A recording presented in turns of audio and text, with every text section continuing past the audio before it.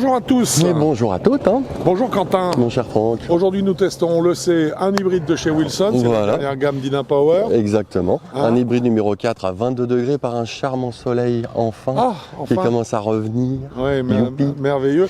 Et on le teste avec quoi comme manche? Alors on le chèque avec un Denali justement. Encore une fois, c'est un 70 grammes hybride en 5.5, toujours de chez Projetix.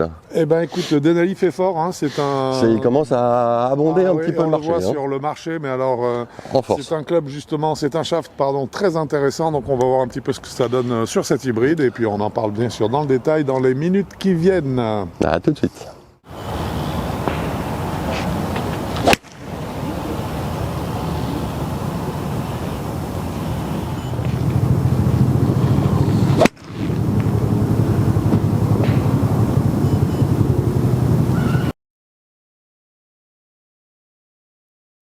Cet hybride nous a révélé tous ses secrets, en tout cas, on l'espère. Hein, moi aussi, j'espère bien. Ben oui. Donc, nous sommes sur l'hybride Dynapower. Nous avons testé un hybride numéro 4, lofté à 22 degrés. 22 degrés. Alors là, j'ai besoin de mes lunettes parce qu'il y a beaucoup d'infos sur les lofts. Alors, il existe en plein de lofts, donc... Pour gaucher, je vais commencer par eux, c'est plus simple. Donc, pour les gauchers, il y a du 19 degrés, du 22 degrés et du 25 degrés. Donc, c'est les 3, 4, 5. Oui. Pour les droitiers, il y en a un peu plus. Il y a le numéro 2 donc à 17 degrés, le numéro 3 à 19 degrés, le numéro 4 à 22 degrés, le numéro 5 à 25 degrés, le numéro 6 à 28 degrés. Voilà. Donc en fait, le 2 et le 6, c'est pas pour les gauchers. Voilà, c'est tout. Voilà. Donc 2 et 6, pas pour gaucher, mais tout le reste, là, il y a quand même beaucoup de lofts, y compris quand même 1 à 17, alors ça, c'est... Ah bah... Hein, ça, c'est pour moi, ça. ça, oui. Peut-être un hybride qui pourrait remplacer un bois de parcours. Oh, éventuellement. Hein. On va commencer par un petit peu d'architecture, bien sûr. La face de club de cet hybride est réalisée en acier 455. C'est du forgé. Oui, voilà, on sait enfin en quoi c'est fait. C'est bien, parce que là en ce moment, on a du mal à savoir de quoi est faite la face du club. Donc là, c'est bien, on sait que c'est de l'acier 455.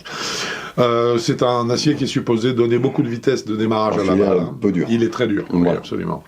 La tête est compacte, c'est ce que nous dit Wilson en tout cas, et nous avons encore la présence de la face de club PKR 360, qui est une face de club donc réalisée par l'intelligence artificielle, ou en tout cas conçue, et qui est donc à épaisseur variable en fonction des zones, donc ça veut dire qu'il y a plus ou moins de matière pour avoir une réponse différente. Voilà, et chaque club a sa face de club, c'est-à-dire que le driver Wilson LS a une face de club, le Carbon a une autre face de club, etc., etc., mais chacun a une face de club. Et que normalement, chaque numéro d'hybride a une face de club spécifique également. Voilà. Hein. Nous avons un placement de nervures dans la châssis du club pour l'amélioration du son oui, et un placement du centre de gravité assez bas pour envoyer la balle un peu plus au plafond. Pour exactement faciliter son élévation. Alors nous sommes dans un verdict rapide, donc une notation en 2 chapitres. Un premier chapitre concernant les qualités mécaniques du club et un second concernant ses qualités sensitives. Et mon cher Quentin, je te propose de commencer tout de suite par la qualité mécanique. Comme d'habitude. Exactement. Qu'est-ce que tu dirais sur les matériaux? Ah bah magnifique, la face de club, ça se voit qu'elle est solide, le châssis, enfin tout est très très bien. Aucun problème. C'est très bien fait. Il est nickel, en plus il est beau. Oui, il est beau parce qu'il est très classique. Ça rentre pas dans la note, mais très classique. Il fait pas peur. Ça rentre pas dans la note, non. Il fait pas genre compact petit. Non. Il fait compact solide. Ouais, donc au niveau de la forme, ça me plaît énormément. Ouais. Donc j'aime beaucoup. On n'a pas Wilson n'a pas communiqué le volume, mais je trouve qu'il est très harmonieux en fait. Très harmonieux. Bon, il n'y a pas d'innovation non plus. Non plus. Non, il n'y a rien de magique. Hein. Il y a simplement des ingrédients qui doivent être bien dosés. Qui se marient bien. Voilà, exactement. Donc qualité matérielle, je suis d'accord avec toi, c'est tout très bon, avec une belle sobriété. J'ai vraiment bien aimé bien aimé le club. Même pas peur. Voilà. Non, vraiment. Je pense qu'il tiendra dans le temps. Je pense aussi, ouais. Hein, parce qu'il a une bonne impression de solidité. Hein. Statiquement, comment tu trouves qu'il repose? Il repose parfait. Ouais, super bien. Je suis d'accord. Un peu vers le pied avant, pas entièrement comme le driver, mais un peu sur le pied avant. La semelle se pose nickel. Il y a un petit offset dessus, mais léger. Hein. J'ai à peine vu. Ouais, c'est ça. Parce qu'il est tellement léger qu'on le voit à peine et c'est pas du tout dérangeant. Non, surtout qu'on avait un numéro 4. Donc en fait, je dirais que plus on va vers le numéro 6, plus on risque d'avoir un offset important. Et là, vu ce qu'il est avec le numéro 4, je suis pas très inquiet non plus pour ceux qui ont davantage de loft. Ouais. Voilà. Une phase de club qui me paraissait square, moi. Aussi. Voilà. Aussi. Donc aucun souci là-dessus, qualité statique, on touche à rien. Très bien. Pour ce qui est du speed, est-ce qu'on a des chiffres? Toujours. 4900 tours. 4900 tours pour 22 degrés de loft. On est dans la logique parfaite. Très bien. C'est très bien, bravo. Bien pensé, bien étudié, bien réalisé. Ouais, absolument. On verra ça tout à l'heure dans les trajectoires puisque c'est parfaitement adapté. Eh oui, oui. C'est ce mariage qui compte en fait. C'est ça. Mariage entre loft, quantité de spin, qui donne en fait à l'arrivée, et placement du centre de gravité bien sûr, qui donne à l'arrivée une trajectoire de balle. Est-ce qu'au décentrage, donc là on va attaquer un petit peu les questions relatives au moment d'inertie, au décentrage tu l'as senti comment? Il bouge pas. Il y a une tête toute petite et ça bouge pas dans iota. Attends, j'y suis allé quand même. Zut alors. J'ai même plus le droit de m'amuser. Alors non. C'est pas du jeu. C'est pas du non. C'est pas de la pousse. Alors ça vraiment. Flûte. Voilà. Très bon moment d'inertie. Ça se voit très bien sur les trajectoires de balle parce qu'en fait on n'a pas vu sur des coups où on a essayé un peu de la travailler. On n'a pas vu d'effet très marqué. Indésirable, de faute méchante. Non, c'était très bien. C'était très propre. Réussi. À dire, oui. Qu'est-ce qui est offert en option? Alors en shaft en facial bien sûr comme d'hab, il n'y a qu'un seul shaft, le Denali. Denali en 70 grammes hybride. Alors c'est celui que nous avions bien sûr sur le test. Oui, avec 3 grippes, mais ils en ont plus des shafts. Pourquoi est-ce qu'ils ne mettent pas plus sur leur site internet? Je ne comprends pas, parce qu'on sait très bien que dans l'usage, Wilson fait partie lui aussi des fabricants généreux comme Cobra, comme TaylorMade, comme Mizuno aussi, énormément. Donc là, c'est assez étonnant. On sait qu'il y a d'autres shafts, surtout qu'en fait, celui qui est, entre guillemets, proposé, qui est donc le Denali, c'est un shaft qui est un shaft très haut de gamme. Donc j'imagine qu'il doit y avoir une ribambelle de shafts dessous, qui sont des shafts également haut de gamme, mais peut-être moins prestigieux que le Denali. Mais qui sont de très haut de gamme quand même. Qui sont quand même de très haut de gamme, et je ne comprends pas qu'ils ne soient pas mis en facial, en tout cas. Surtout ça. En tout cas, ce qui est sûr, c'est que vous aurez de quoi, aussi bien au niveau des shafts qu'au niveau des grippes, arriver à trouver une combinaison qui vous convienne. Oui. Nous avons donc fait un calcul des notes sur cette partie mécanique et nous arrivons à 9,5 sur 10. Voilà, 9,5 sur 10, donc une super note. Excellente note mécanique. Oui, absolument. Chapeau, bravo. Ouais. Là, on retrouve aussi toutes les qualités de constructeur de Wilson, parce que Wilson fait un tel volume aux États-Unis, évidemment, principalement un tel volume et depuis tellement d'années, qu'ils ont vraiment, je dirais, au niveau de la fabrication, ils arrivent vraiment à taper juste. Ouais.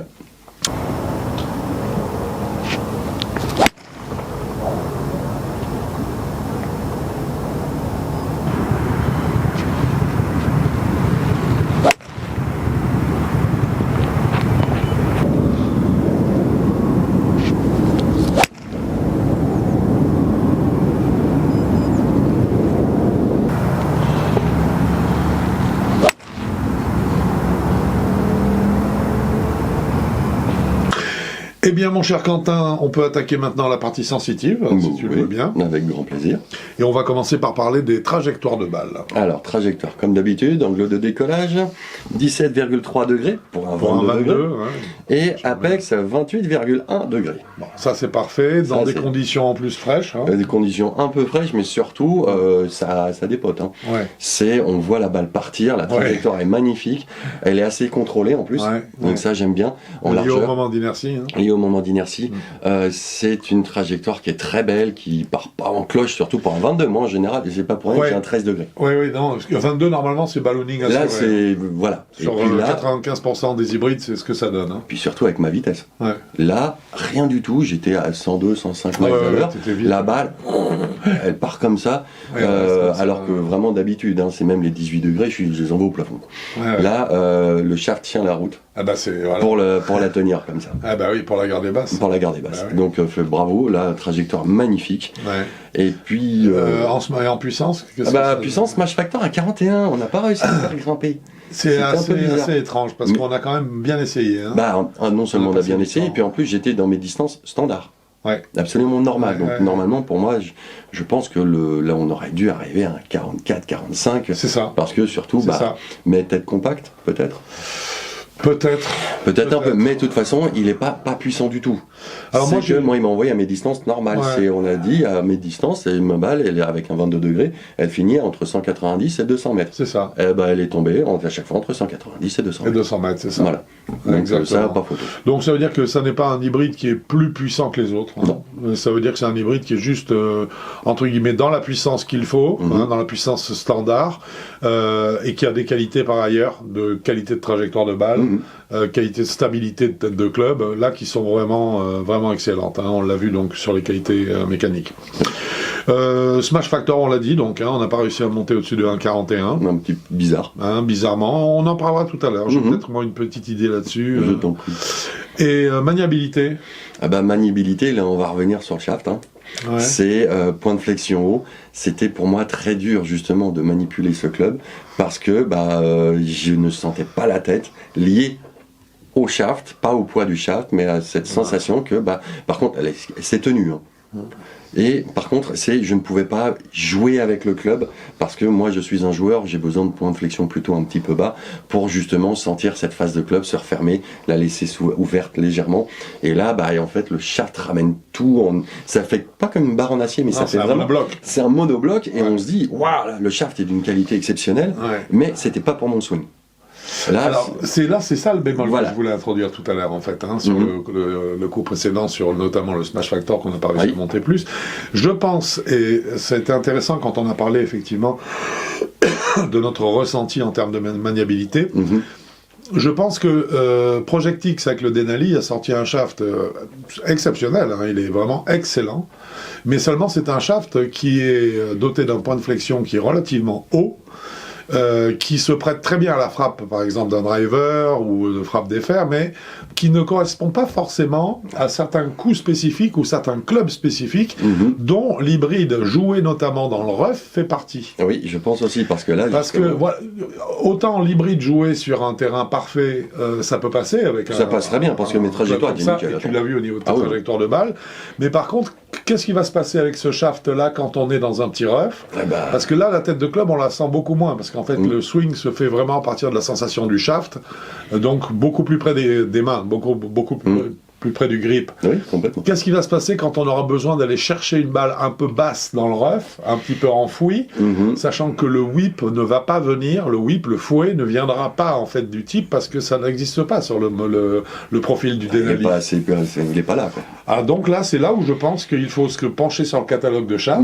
Et justement, se dire... Et trouver un shaft qui ait un point de flexion plus bas. Ça peut être un Fujikura Pro, ça peut être, pour garder une très haut de gamme, je parle. Bien sûr. Où là, on a déjà plus de ressenti en bas, ce qui sera peut-être un meilleur choix, en fait, pour une tête d'hybride qui est aussi bien conçue que celle-là. On est d'accord. Donc voilà, pour ce qui est de la maniabilité. Maintenant, j'aimerais que tu me parles de ton feedback et de la sonorité du club. La sonorité, ils ont, Wilson, là, comme pour les drivers, ils ont fait un carton plein. Magnifique. Ça claque, c'est un bonheur. Mais je pense qu'ils ont fait en 2025 un travail vraiment spécifique là-dessus. Oui, aussi, mais là, toute la gamme félicitations, ça sonne bien. Ce fer et bois. La face, fer, bois, driver. Moi, c'est juste le feedback qui est un petit peu léger. On sent la zone d'impact, mais pas le point précis. Bon, la tolérance du club est là. Donc sinon ça reste un club qui est très agréable au niveau de sonorité. Feedback, on sait qu'on l'a tapé un petit peu plus vers le talon, un peu plus vers la pointe, mais de temps en temps on n'a même pas cette sensation de centrage parfait. C'est plus comme s'il y avait un sweet spot qui était immense et que on sait à peu près on a tapé dans le sweet spot. Ce qui permet des trajectoires parfaitement honorables, plus qu'honorables, plus que très très appréciables, voilà le mot que je préfère. Et sinon, c'est dommage, il n'y a plus cette sensation quand on tape pile poil dans le centre, on se dit bang, non, là, c'est vrai qu'on a j'ai aligné les planètes. Mais là, on a l'impression de taper dans une pastille plus large. Beaucoup plus large. Donc voilà, c'est juste un petit bémol là-dessus, si on peut appeler ça un bémol. Moi, j'ai bien aimé le club. Bon, la sonorité est géniale, ça, je suis d'accord. Le feedback, simplement, moi, j'étais gêné par. Il n'est pas lourd, mais il a une bonne inertie, hein, quand même, j'ai trouvé. Ouais, alors, j'imagine qu'avec un shaft, comme on le disait, qui a un peu plus de whip en bas, je pense que youpi. Ouais. Là, ça fait du whip, youpi. Oui. Mais je pense que ce serait assez intéressant. Ouais. Sensation générale. Sensation générale, un excellent club. Je pense que si le Denali va plaire à beaucoup de gens, mais à d'autres, n'hésitez pas à vous pencher sur d'autres shafts avec justement le point de flexion un peu plus bas, parce que il mérite, la tête de club mérite toute notre attention. Elle nous a vraiment beaucoup plu. Les trajectoires sont là. C'est le bon shaft avec cette tête-là, mais je pense que ce club peut plaire à beaucoup de gens. Je pense aussi. Il est très franc. Moi, je l'ai trouvé vraiment très franc, en fait. Relativement maniable, malgré quand même une bonne inertie. Un bon sentiment de masse, en fait, quand même. De la bonne masse, pas trop lourd. Non, pas trop lourd. Pas trop léger. Donc, non, il a une consistance, quoi. Voilà. Il y a de la matière, on le sent.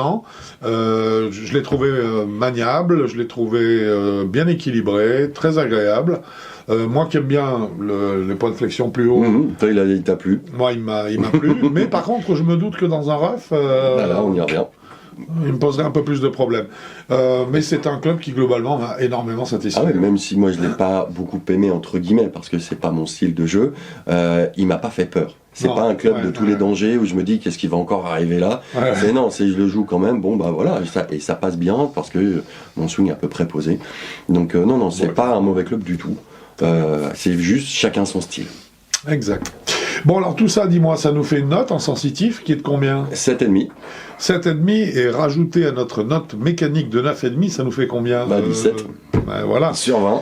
17 sur 20, c'est une magnifique. Très bonne note. Excellente note. Pour cet hybride, qui est vraiment un très joli club. Ouais. Ouais. La gamme de joueurs pour laquelle tu le vois ? La gamme de joueurs, c'est 10-27, sa gamme absolue. C'est vraiment là-dedans. Ouais. Après, faudrait tester 2-3 autres shafts pour voir s'il peut aller jusqu'à 0. Parce que cette tête-là, elle plaît énormément. C'est sûr. Surtout avec des lofts comme ils sont proposés. Un loft à 17, ça peut plaire ça peut plaire du monde. À des très bons joueurs. Voilà, exactement. Pour s'amuser avec ça. Ouais. Ouais, d'accord. En termes de prix ? En termes de prix, on est à 249 €. Voilà, pas excessif. Un tarif Wilson. Un tarif Wilson. Et bien sûr, si vous êtes membre fan, vous avez forcément avec notre partenaire Arcos. Acrogolf. Vous avez forcément 12% de remise pour l'achat de ce club. Si vous passez par nous et notre fiche technique en pied de page du site avigolf.com, vous nous la remplissez, vous l'envoyez à contact@avigolf.com. Et puis, on vous renvoie toutes les datas et on vous le fit. Voilà, c'est surtout ça, on vous le fait sur mesure. C'est que là, ensemble, nous choisirons le point de flexion qui vous convient le mieux pour que le club vous ressemble. Voilà. Ou qu'il ressemble au moins à votre jeu. Exactement. Ce test est dorénavant terminé. Nous espérons qu'il vous a plu. Mon cher Quentin, je te dis à bientôt. Ou sur un parcours de golf, ça commence à se lever un peu. Ça serait sympa. Ça serait cool. Et puis sinon, ça sera sur avigolf.com. Encore. Bon golf à vous. Au revoir.